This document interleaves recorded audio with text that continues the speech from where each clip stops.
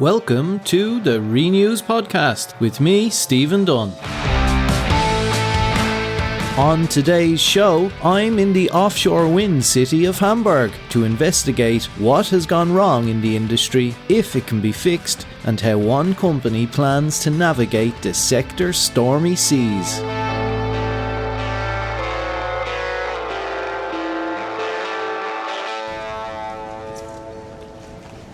You are very welcome to this, the inaugural Renews podcast, and where better to launch than arguably the capital of offshore wind itself, Hamburg.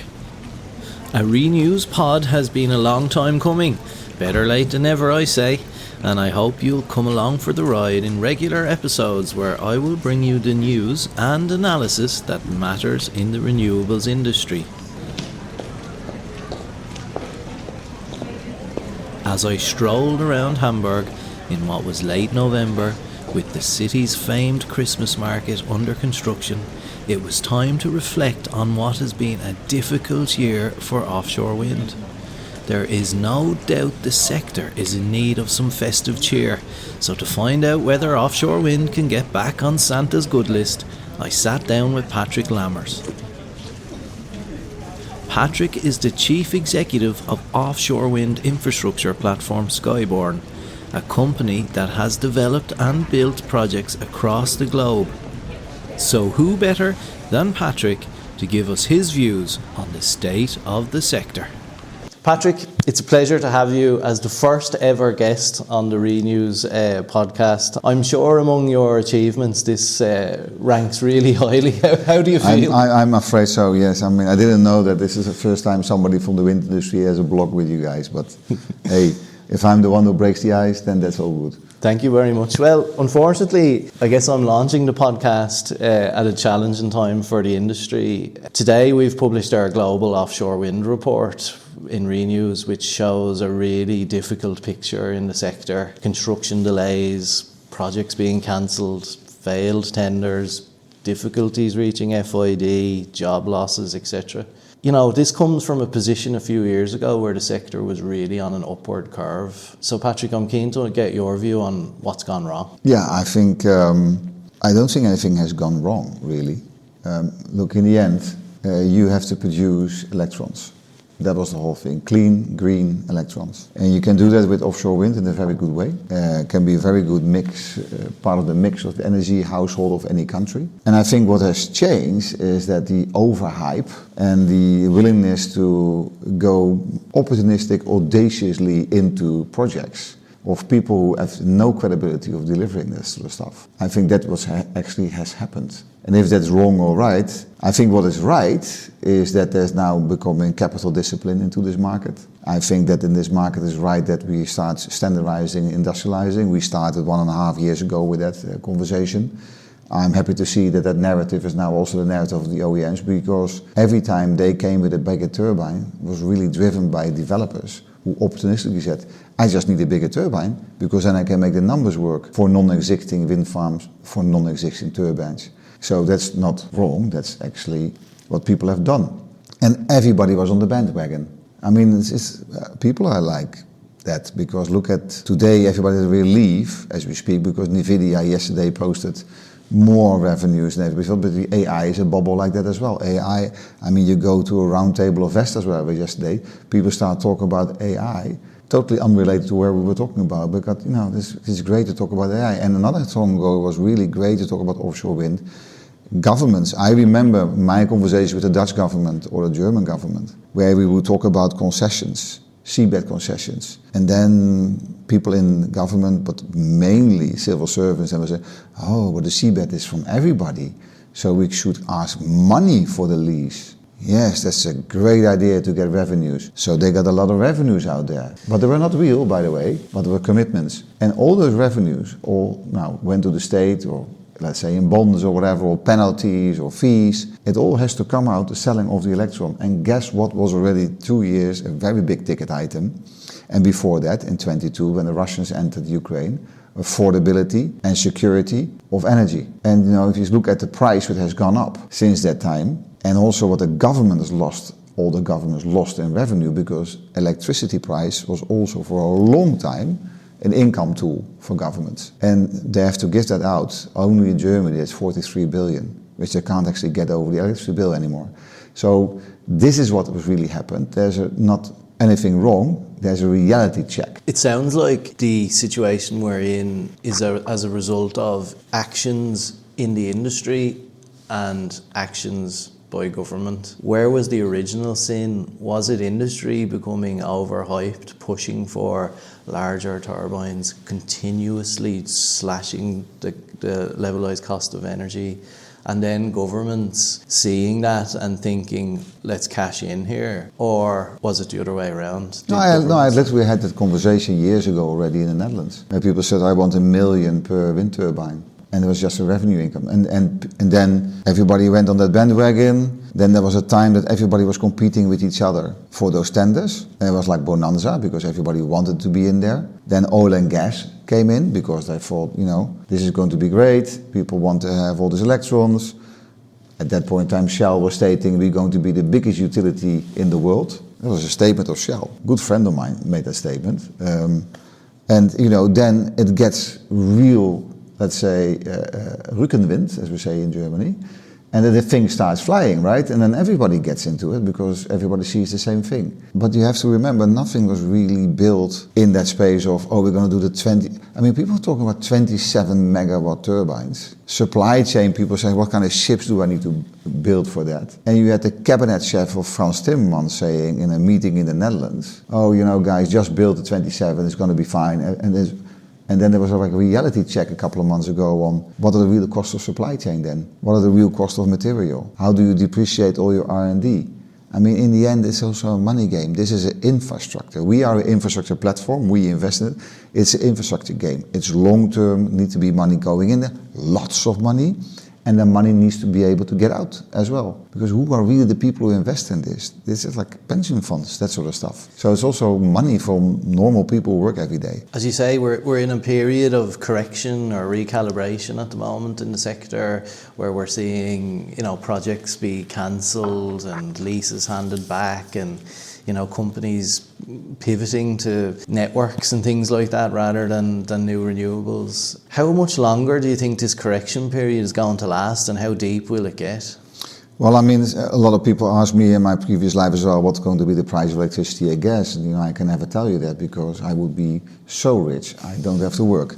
I still have to work. How long that will take? I mean, what is very clear, we are, of course, a GIP BlackRock company. We, of course, our shareholders are very solid people, but they're very straight shooters as well. Now where you see, for instance, countries compete again with tenders and that sort of stuff, and failing, actually, because they lost more or less the plot on how this works, you have also money competing. So if I look at the amount of money which recently has been plowed into AI, data centers, that sort of infrastructure, I mean, that's also a sector where you plow in 40 billion, but you get it back in 4 or 5 years. And in offshore wind, with all the regulations, with the very long lead times, with the insecurity of permitting, and if it really comes to permit, with the huge cost of grid, with all the legal costs, and uncertainty about the European Union giving you another layer of, let's say, nice regulations on 30% need to be made in Europe,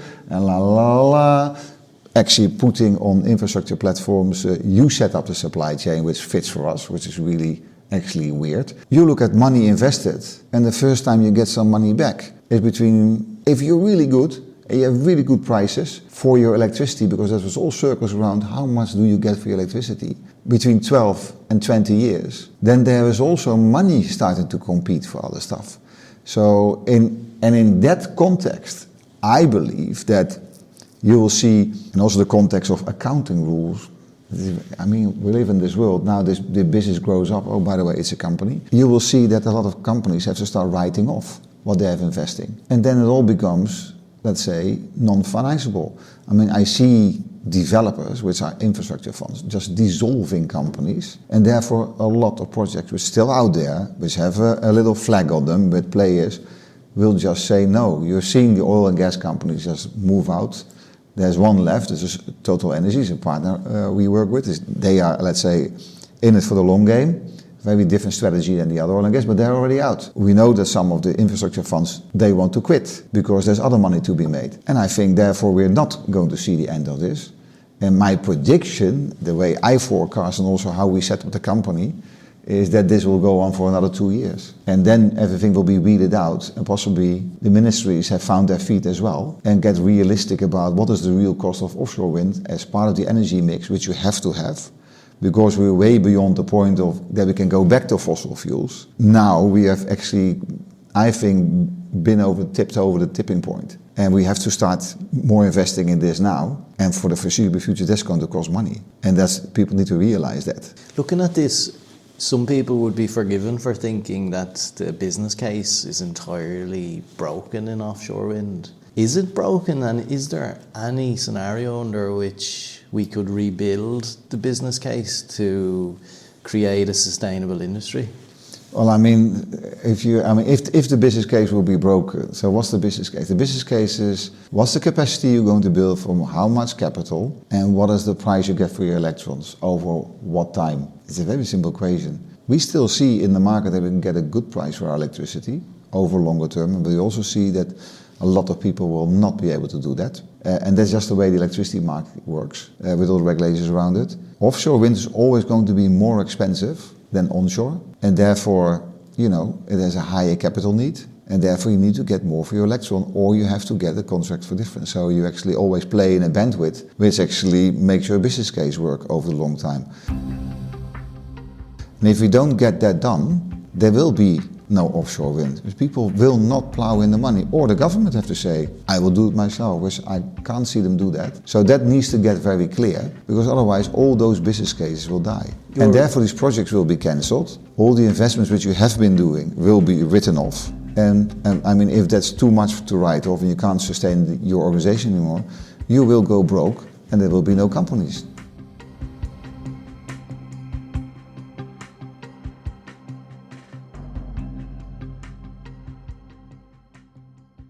So Patrick, it sounds like there is a role for government in how we revitalise the offshore wind sector. And my question to you really is, how do we rebuild offshore wind? If we use the word rebuild, I think that's not necessary, because I think there's a lot of parts in there which are fully functioning, but they function against a certain cost and they function with a certain risk. So if the government, is very simple, sets out a framework in which we can operate in, let's say, a way where we know what the risk is we're actually going into, we know what are the financial framework around it, what the regulation framework is around it, then it can function. If they set a framework which is far from realism, where you, for instance, said, I want $1 billion for a concession fee, I'm not going to support any pricing with CFDs double-sided, which on the long run will actually suppress prices for the consumers. When they say we will give every day a new regulation and we never give you certainty about the permit, then certainly nobody will invest, because this sector is now getting mature. So it needs to be very clear what the framework is going to be, and then you have a choice. Do you want to compete in that framework or not? And this is what the government needs to do. They need to get really real on the cost as well of their grid companies and how much return they can make, and what is the efficiency and effectivity of those companies, because that's getting way out of control as well. And that will be all impediments for a successful offshore wind sector, which provides you with security of supply.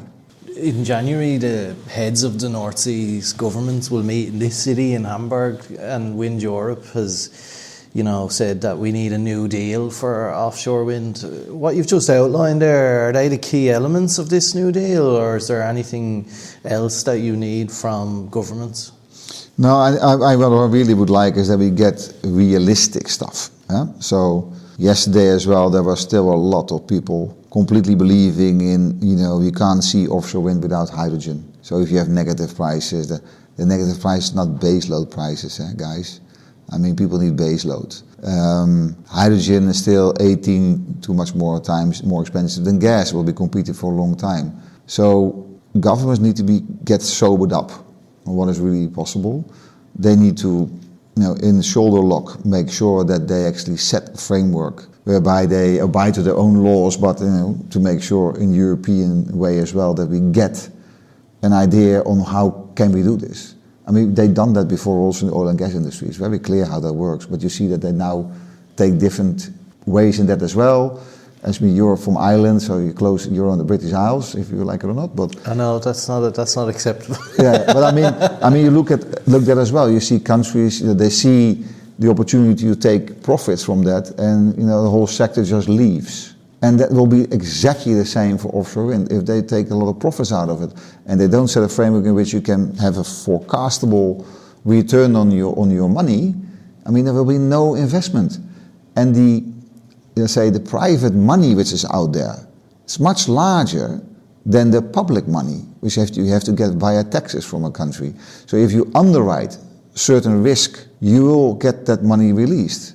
And it will take different returns than you maybe now see at very high risk. High risk, high return. Low risk, lower return. So that makes also the electron cheaper.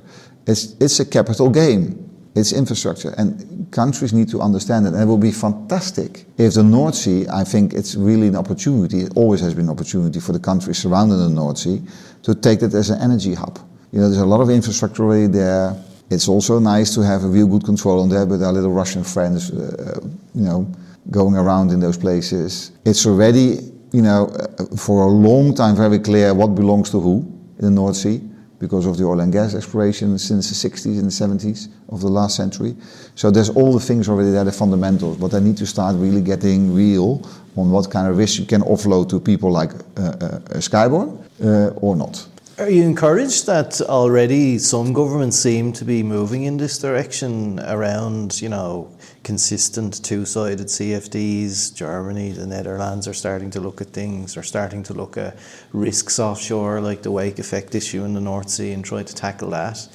Is that something that encourages you? Yeah, but I think that is all really a necessity. And I think the sector, there's companies like us, Wind Europe, our lobbyists, need to work with governments to get that to a good narrative. Because the people in the countries need to start understanding that as well. The energy markets in the energy world is already very complex for most people in our country. And nobody really gets interested because it doesn't really do well on TikTok or Instagram, the energy market, So there's not a lot of people really want to, and electricity, you need it, but you don't want to think about it. So let's face that. But we need to get the narrative out there, what's needed over a long time, and by when we are completely secure of green energy for affordable price with a certain security, and what does that mix look like for the countries around the North Sea. And I think that's where offshore is a chapter they should really get their arms around. And I think as well, if they don't get it right, they will have to get it right in 2-3 years, because all those targets they have will not be met. And that will be a giant wake-up call. So for me it's also a bit comfortable, because if you don't do it, then it will bite you anyway, and you'll have to come back to the sector. And yet we see some projects and leases being designed around the terms you've just described, like the French auction AO7, two-sided CFD on offer, but no developers or infrastructure companies showed up to bid. We see Ørsted in the UK with the index-linked CFD walk away from Hornsea 4. Why is that still happening if governments are doing their part? It's very much apparently not making the business case work. So either the seabed is not good enough, or you can't optimize enough on that seabed or on that plot. Either the grid costs are too high, and that sort of stuff comes into play as well. So you have to do the whole end-to-end. And if somewhere it gets really out of whack with normality because of the location, that location then doesn't work with that CFD. It's just that simple.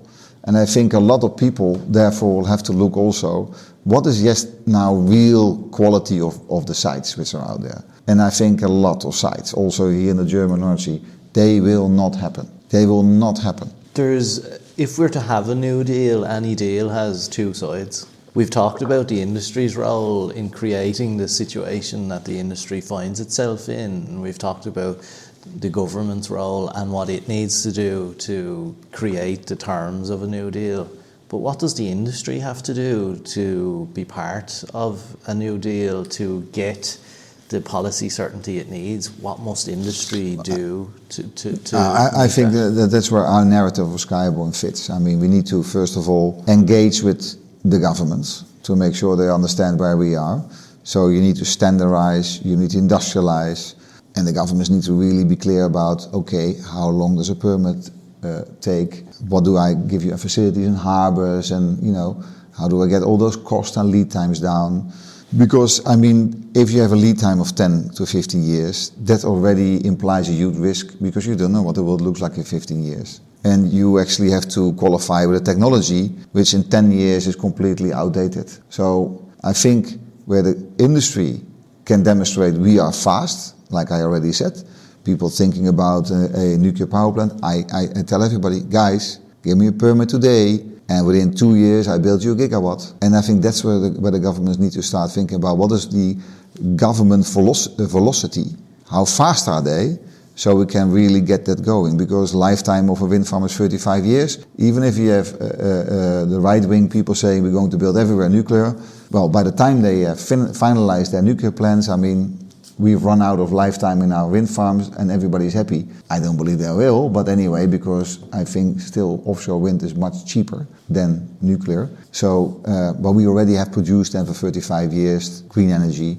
in an affordable way, which I think is a very good alternative to all the other stuff. Wind Europe talked about offering the government the carrot of a 30% reduction in offshore wind costs by 2040 if a solid pipeline of mostly CFD-backed volume. Yeah, but that would, I mean, that's not something you say, well, you have to reduce. That will happen anyway. If you have, let's say, standardization, you can have everything you can think about, the monopiles or the jacks, the transition pieces, maybe no transition pieces at all anymore, the turbines, the blades, industrialization. I mean, that's going to happen when you make very clear what you can build.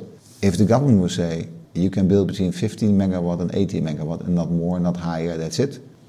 And I think that sort of framing sets out all the wild ideas is going to be gone. People going to, also OEMs going to say, okay, I'm going to invest now in a factory which just spits out turbines. So this feeds nicely. They have been investing all the time in R&D to get the next big thing.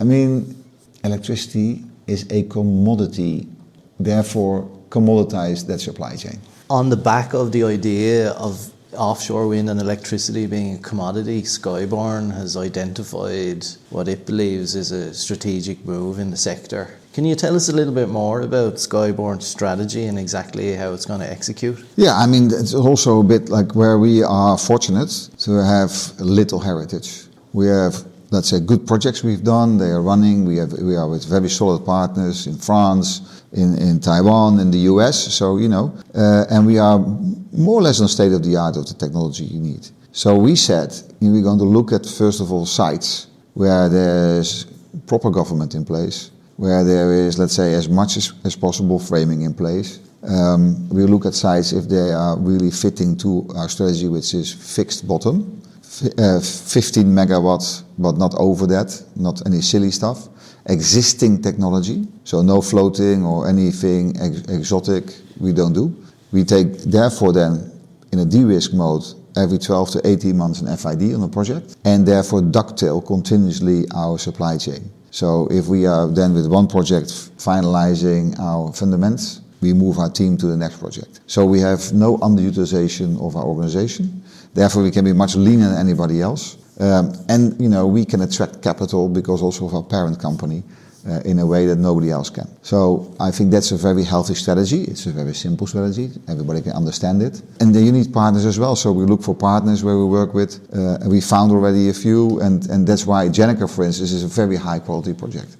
Using Gennaker as an example, can you give me some specific ways in which your strategy has come into force around that project? Well, I think first of all, if I look at, let's say, we have 100% of that project, and it's almost a gigawatt. So we also know, and it's under a special regime because it's near coast. So we also have to carry cost of half of the grid and the substation. So that's a lot of money. On the other hand, we don't have to pay a lease fee, but we as Skyborn, we have been years and years and years developing this. It's a fantastic high quality project. The Baltic Sea also has some, let's say, quality better than the North Sea because we have less wake. And also when the wind has passed, the prevailing winds are west, southwest, west, northwest. When the wind field has gone over the North Sea, it will end up with us. So the prices will be better for us because there's much more capacity on the North Sea. So from that end, it's really in the winter. Maybe we have the east wind, and we're the first one to profit. So from that end, it's a good project. We look at people to farm down. So I can't give you names because it's confidential, but we look at people still want green energy for their business, and those sort of people look at it. But everybody's also looking at, okay, how can we get in and what's the business case? Nobody gets in anymore at a 7 or 8%. Everybody's looking north of 10. And that sets the sort of price also for the electron. There is appetite, I think still healthy appetite, but also because this is a very high quality project. We have fantastic engineers in our house here and fantastic developers. It's really, there's always risk, but this is a low risk project because we've done so well and we're looking for the right seabed, the right configuration, that sort of stuff. And our partners are with us there. So there is still appetite, European, even Asian appetite. Our strategy is we want to be as much as possible, let's say, in the country where we operate. So we have selected also German local suppliers. We have therefore selected the local harbors to do that. We also look abroad. If it's, let's say, pieces of stuff which is commodity, we look abroad to actually be that supplied, and then it has to weigh up to the transport cost. We have very clear conversations. Everybody knows that Siemens going to deliver those wind turbines. On the possibility, we actually contracted with them 14 megawatts. They want to deliver 15.5 because of a power pack. We look at it, but they need to be able to deliver it. We have deep conversations with them on that. We have also built together a 50 hertz offshore substation and financed that for a large part. So I think that's where you see our strategy work. It also works because we have a project organization with a lot of Skyborn people on Skyborn payroll, and where we say, okay, this is too much of volatility. We actually have external consultants help us, but that's a minority. It's really our own people, and we will move that people once they've done Jenica to the next project. So this is where you see our strategy in action. You recently visited Mingyang in China. Can you tell me about what you saw on your visit there and how the rise of the Asian OEMs and Asian fabricators fits in with this idea of relying on proven technologies, standardized technologies that are well established? Yeah, I mean, first of all, if you're, let's say, leading a company, and you are closing your eyes and you sit in your office, you go nowhere, and you talk to yourself, you're always right, but you won't get far as a company. That's first. So I always venture out and go foraging to make sure I have the eyes everywhere and ears and see the world, because you cannot ignore China. It's a massive production powerhouse, obviously. And what did I see? What I saw was actually, it was quite interesting, because we spent a lot of time on the road as well, because the locations were far from each other. You sit 3.5 hours on a very ultra-modern highway with almost no people on it. I passed a lot of buildings and housing blocks totally empty, and commercial real estate as well. I see them building massively infrastructure stuff out, and you really wonder if that's all being used. So there's questions on how healthy is that economy really. And if you come to Mingyang, first of all, very, very pleasant people, impressive campus they have. They have a lot of demonstration kits and maquettes and a lot of LED big screens. I've never seen a big screen like that, where they have it's all wind and green energy, hydrogen, ammonia. Really a bit 2023 narrative. And I had good conversations with the senior management. I had a look on how they make their blades, which are very long and very big, but they're made in the same way as anybody else. It's like very artisan still. A lot of people there, no robotization. We did see the nacelles and the inside from the 18 megawatt turbine. What struck me is standardized, very lightweight build. The Germans would say Leichtbau, yeah? Which was very interesting to see. We didn't see the assemblage, so I couldn't see how they mount the thing together. I don't know who the suppliers are, where they get, the yaw, pitching, whatever, hydraulics from. And I also made very clear to them, if you want to deliver in Europe, you have to start producing in Europe. And anything you put in there, an instrumentation that can communicate with China, will not happen. So, and And I believe now Siemens and Vestas are the ones now talk because GE really doesn't work in the space anymore. That's not enough for a healthy supply chain. If you look at the growth, even if we say a lot of the projects don't work anymore and they will not happen, you still look at the growth of this business. This compound is still very big. And they cannot bite it off. They have to build extra factories. And do they have that money? Siemens haven't been in a very good place for a long time. It's looking better for them now. Vestas has been struggling for a long time as well. It's looking better for them now. But I mean, you need some more competition, because if you have no competition, people will get lazy and, you know, probably also end up in too fat organizations with less quality, because there's for customers nowhere to go. And yet Europe, through various regulations like the Net Zero Industry Act, is trying to regulate to encourage the use, let's say, of local companies in one way. Yeah, what does Europe do anything else than regulate? I mean, they put this frame on us again. Yes, thank you very much. And then I asked the so what question. If you go through, let's say, the elements that's being produced in those things, the things being produced in China as well, in Vestas and Siemens. Huh? I mean, but a lot of stuff is already happening in Europe. This the 30% need to be happening in Europe. Okay, thank you very much. So now what? And there's one thing in the China visit, actually, I thought was very interesting, talking to these people about, because you see all the news, and we were talking to a lady who was originated in Hong Kong and lived in China. And she said, well, you know, because all the propaganda of Taiwan is actually part, and everybody from Taiwan wants to be part of China, that sort of stuff. And so it's pretty much propaganda everywhere, and let's say managed. But I think something the governments can learn in Europe, and also the European Union and Commission and whatever. She said, and struck me, she said, well, it's difficult to do, but it's pretty clear that they are here for us, the government. That's the narrative they play for us, and they do a lot of stuff for us, because it has become much better than I was very young. Our governments ask us to do all the time things for them. Companies do things for them. Set up supply chain, do for them. So what do they do for us? What does the European Union do for us as a company or as a citizen?